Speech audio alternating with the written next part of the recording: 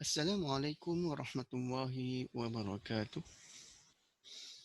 Bismillahirrahmanirrahim. Allahumma aftah alaina hikmataka wansyur alaina min khazaimi rahmatika ya arhamar rahimin. Apa kabar semua pelajar-pelajar yang dikasihi? InsyaAllah pada hari ini kita teruskan pembelajaran secara atas talian sempena PKP ini, dalam subjek pendidikan Islam, iaitu pelajaran yang kelima. Buku teks muka surat 17 hingga 19, bidang Al-Quran, tajuknya ialah Indahnya Tajwid, Makhraj Huruf. Topik yang kita akan bincangkan ialah salah satu bab tajwid, bab yang paling asas, iaitu Makhraj Huruf. Di dalam pembelajaran ini kita nak mencapai kepada 4 tujuan pembelajaran. Yang pertama, apabila selesai mempelajari tajuk ini, para pelajar dapat menyatakan apakah hukum belajar tajwid. Yang kedua, dapat menyatakan apakah maksud makhraj huruf. Yang ketiga, menyenaraikan 5 jenis makhraj huruf. Dan yang keempat, menjelaskan huruf-huruf hijaiyah mengikut jenis makhraj huruf. Mengapa perlu belajar tajwid? Hukum membaca Al-Quran dengan bertajwid adalah fardu ain dan wajib kepada setiap umat Islam. Oleh itu, wajib ke atas kita untuk mempelajari tajwid. Kerana apa? Hukum membaca Quran bertajwid adalah wajib. Tujuan kita belajar tajwid ini sebenarnya ialah untuk membetulkan bacaan Al-Quran. Ini kerana Al-Quran diturunkan dalam bahasa Arab. Bahasa yang bukan bahasa kita di Malaysia ini. Jadi tidak kita perlu mempelajari kaedah menyebut huruf-huruf hijaiyah, huruf-huruf Arab ini dengan betul, supaya ia membantu kita ketika kita membaca Al-Quran dan bacaan kita bacaan yang betul. Jika tersilap bacaannya, maka ia akan mengubah maksud ayat tersebut.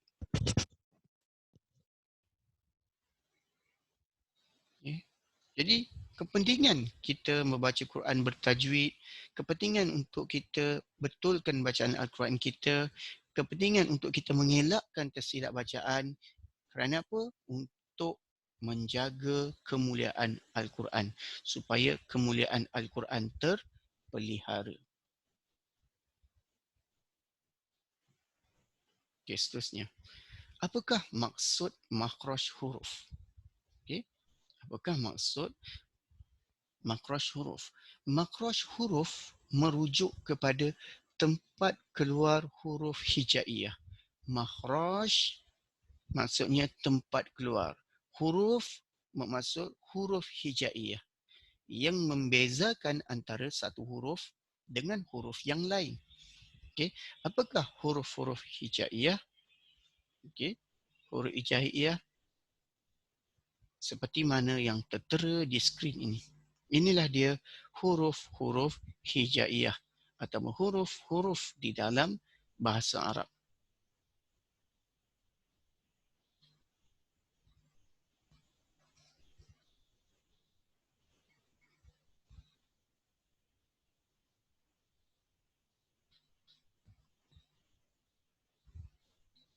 Saya yakin dan percaya semua murid-murid kenal dengan huruf-huruf ini kerana telah dipelajari sejak daripada sekolah rendah. Bahkan bagi mereka yang sekolah agama,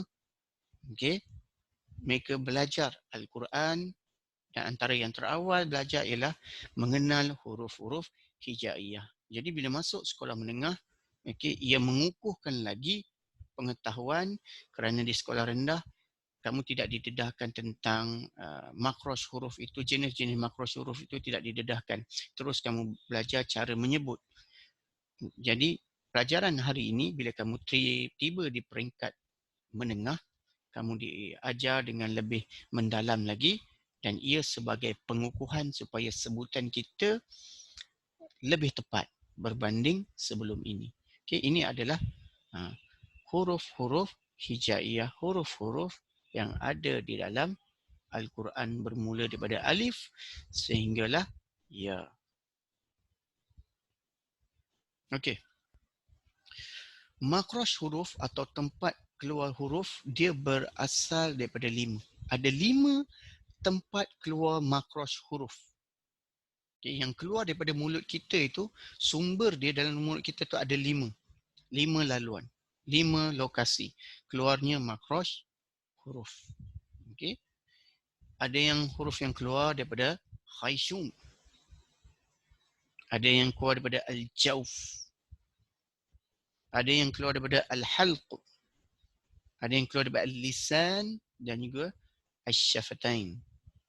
Okey. Okey. Apakah itu al-jawf? Al-jawf adalah perkataan bahasa Arab yang merujuk pada huruf-huruf yang keluar daripada rongga tekak. Okay, yang keluar daripada rongga tekak. Apakah huruf yang keluar daripada rongga tekak? 3 huruf, yakni alif, waw dan ya. Okay. Tempat keluar yang pertama al-jawf, iaitu mulut dan rongga tekak. Ada 3 huruf iaitu alif, waw dan ya. Kemudian tempat makhraj huruf yang kedua iaitu al-halq, iaitu kerongkong, rongga kerongkong atau tekak. Di sini ada 6 huruf yang keluar daripada makhraj huruf al-halq, iaitu hamzah, ha, ha, ain, ghin dan khaf. Tempat makhraj huruf yang ketiga adalah al-lisan, yakni lidah. Yang ni banyak huruf keluar daripada al-lisan. Huruf-hurufnya adalah seperti berikut. Khaf, kaf, dad, lam, ra, nun, ta, dal, to, zai, sin, sad, fa, zal, za, jim, shim dan ya. Ini adalah huruf-huruf yang keluar daripada lisan. Kemudian makhraj huruf yang keempat disebut asy-syafatain ataupun keluar daripada bibir.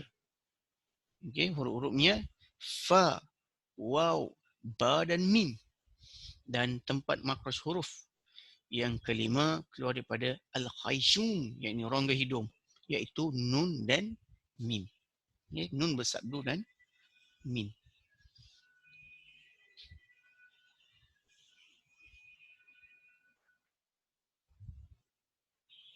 Okey. Para pelajar yang dikasihi sekalian boleh lihat kepada rajah makhraj huruf di sini. Okey, ini adalah pandangan sisi bahagian mulut manusia. Okay, 5 tempat keluar huruf, 5 tempat makhraj huruf. Yang pertama rongga mulut dan kerongkong alif, waw dan ya. Okey. Alif, waw dan ya. Yang kedua bahagian kerongkong. 6 huruf tadi. Kemudian diikuti dengan bahagian hidung. Yang keempat bahagian bibir, mulut. Okay, di sini Dan bahagian lidah. Bahagian lidah ni banyaklah. Okey, sini. Sepanjang-panjang ni. Okey. Ada pertanyaan boleh bertanya saya menerusi gunakan medium Google Classroom ataupun di media WhatsApp. InsyaAllah saya akan menjawab. Okey. Dan sebelum tu, untuk lebih kefahaman lagi, saya nak bawa untuk anda semua melihat dengan lebih lanjut tentang cara menyebut makhraj huruf berdasarkan video yang diajar oleh seorang ustaz, iaitu Ustaz Zamri. Sama-sama kita saksikan. Kita nak tengok pula kat manakah pula huruf-huruf hijaiyah ni keluar ataupun disebut makhraj. Okey, pelajar boleh ikut sekali. Makhraj ni tempat keluar huruf kat Sambil mana. dengar, sambil mengikut. Sebelum nak tahu makhraj tu, kita bahagikan dulu. Ada makhraj yang tebal ataupun tebal dan ada makhraj yang nipis. Yang tebal ni bunyinya macam berat sikit adik. Iaitu huruf kha.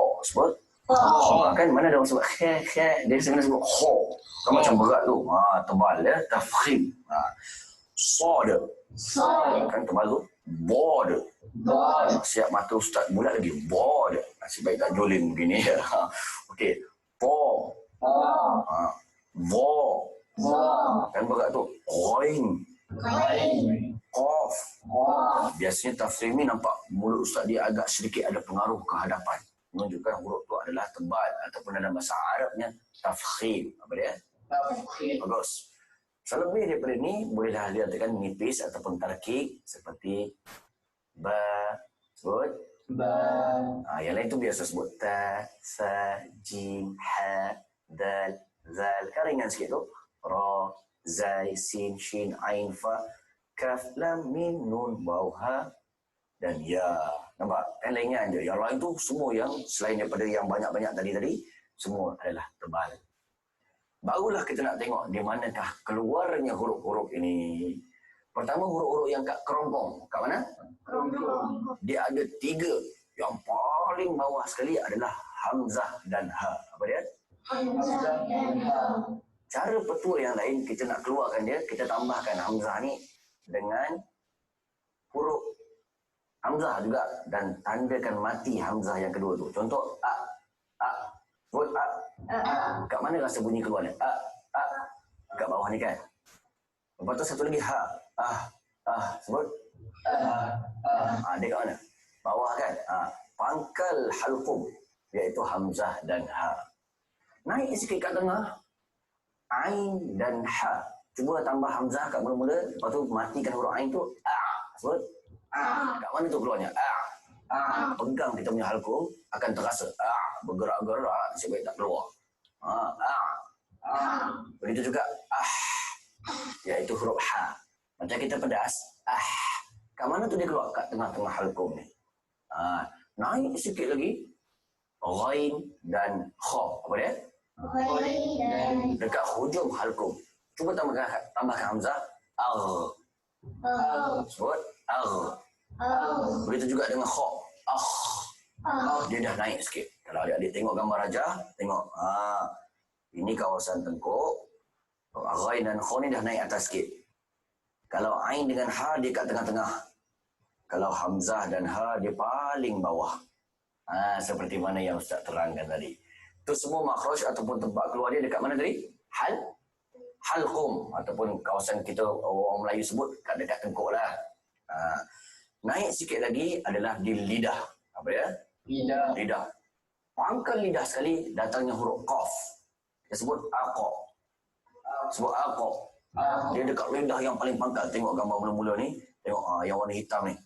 Yang warna hitam ni kat situlah bunyi qaf. Ini lidah yang terangkat. Tu pangkal lidah. Lepas tu datang pula selepas qaf, kaf. Dia depan sikit.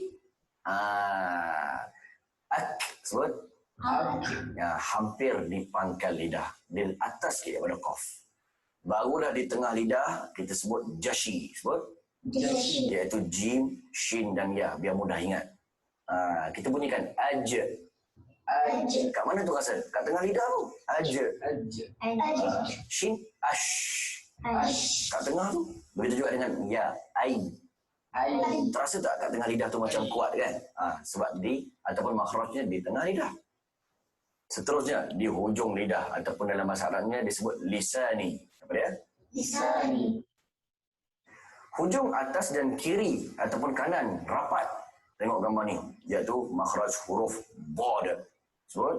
Bod. Tambahkan hamzah. Out. Kuat sikit. Cuba adik Humairah sebut. Out.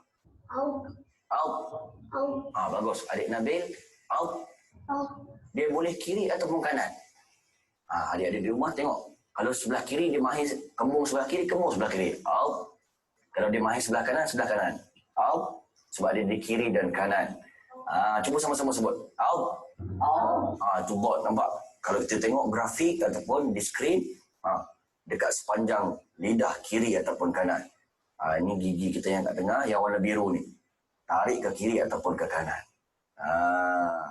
Barulah datangnya huruf lam, hujung dan permukaan lam. Macam mana sebut al? Al. Tengok lidah yang warna biru ni. Tu dia. Al. Gigi dua kat atas ni dekat-dekat dah. Al. Itu sebab dia sebut hujung lidah. Angkatkan lidah tu. Al. Pandai. Comel je adik. Kemudian, datangnya huruf, hujung di bawah makhraj lam ialah nun. Di mana nun? An. Sama juga lam, ro dan nun. Semuanya dekat ujung lidah. Ya. Begitu juga dengan ro dan nun dan lam. Maknanya kita nak mudah ingat kat ujung lidah tu laron. Sebut? Laron. Lam, ro dan nun. Di ujung lidah juga. Kita cuba tambahkan hamzah. An. Al. Ar. Semua kat ujung kan? Pandai adik. Kemudian kita tengok juga di hujung lidah. Hujung lidah ni banyak sangat makhrajnya. Seperti todan. Sebut? Todan. Kita tengok to. Auto. Dal pula. Ad. Ta pula. At. Semua di hujung lidah. Cuba tengok gambar dia. To. Di sini tengok yang warna biru ni. Dal. Juga warna biru dengan ta. Dekat ujung lidah ditarikkan ke atas. Auto. Ad. At. Satu makhraj. Satu kelompok. Kemudian hujung lidah dan hujung gigi atas bahagian hadapan. Mudah nak ingat, sazos. Sebut? Sazos. Tu sama makhraj ni. Sin, zai dan sod. Sazos. Sekali lagi. Sazos. Cuba bunyikan sin, tambahkan hamzah. Amin. As. As. Kat mana? Hujung lidah kan atas? As. Sekali lagi, amin. As. Bagus. Zai, cuba adik Anis. Az. Kuat sikit. Az. Pandai. Sod adik Fadilah. Aus. Lagi sekali. Aus. Semua dekat ujung lidah kan? Okey, begitu juga dengan hujung lidah dan hujung gigi atas bahagian hadapan. 3. Fa, zal dan dha. Tiga-tiga kalau adik perhatikan penonton di rumah, terkeluar lidah. Cuba. Kena keluarkan lidah tu. Al. Begitu juga dengan dha. Pandai adik-adik. 3 ni pun hujung lidah dan keluarkan sikit lidah. Jangan panjang sangat, jangan. Itu jadi cicak main adik-adik. Pendek sangat pun tak nak. Tak nak, dia kena S. Semua? Zal pula. Al. Dan dha. Keluar lidah ya. Bagus. Itu pun di hujung lidah. Okey adik-adik. Dan ada satu lagi makhraj. Second last. Iaitu di bibir. Adik-adik ingat fambu. Sebut? Fambu. Iaitu fa, mim, ba, waw. Fambu. Sebut? Fambu. Kita tambahkan hamzah. Af. Kan dua bibir kan? Af kan dua bibir. Mim. Bunyi kan? Kan dua bibir. Lagi ba. Ab. Dua bibir. Waw. Au. Kena cubit. Kan dua bibir kita bergerak. Ingat fambu adalah makhraj dia ataupun tempat keluar dia di dua bibir. Dan last sekali adik-adik, iaitu huruf alif, waw dan ya. Dikenali huruf mad. Dia sebut?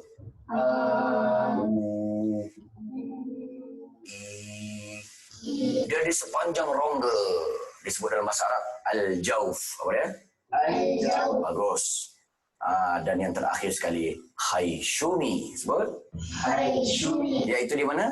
Pangkal hidung. Pangkal hidung. Iaitu huruf nun dan mim yang bersabdu. Ataupun yang dengung. Cuba tutup hidung. Sebut an. Sebut an. Kan tersekat kan? Itu maknanya makhrajnya dekat hidung. Begitu juga dengan mim. Tambah tutup hidung. Bunyi tak? Susah bunyi kan? Dia tersekat. Menunjukkan makhrajnya di hidung adik-adik. Sebab kalau orang dia sesama, suara dia tak berapa sangat, tengah banyak hingus, dia baca Quran, bila bunyi dengung dia tak berapa tepat.